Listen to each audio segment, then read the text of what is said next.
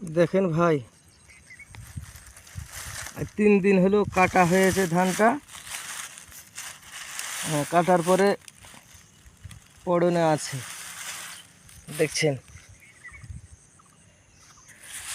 এই যে কিভাবে ধানের গাছ বেরিয়েছে দেখেন, এই দেখেন। আর যদি একটা দিন থাকে তাহলে দেন আর ধান পাওয়া যাবে না। এই দেখেন,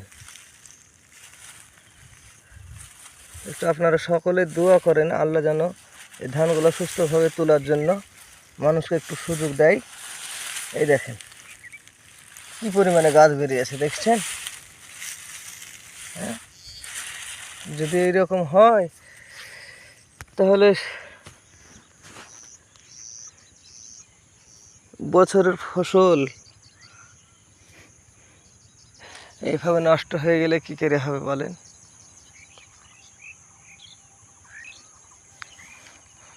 এই দেখেন গাছ, এই দেখেন, এই দেখেন গাছ কি পরিমাণে বেরিয়েছে দেখেন। এই দেখেন,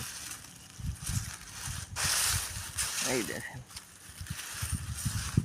আপনারা সকলে একটু দোয়া করবেন গো, যেন আর কয়েকটা দিন ফাঁকা দেয়, মানুষ যেন ধানগুলা সুস্থভাবে তুলতে পারে। যা ক্ষতি হওয়ার সেটা তো হয়ে গেছে, এখন যেন আর একটু ক্ষতি না হয় সেজন্য একটু দোয়া করবেন।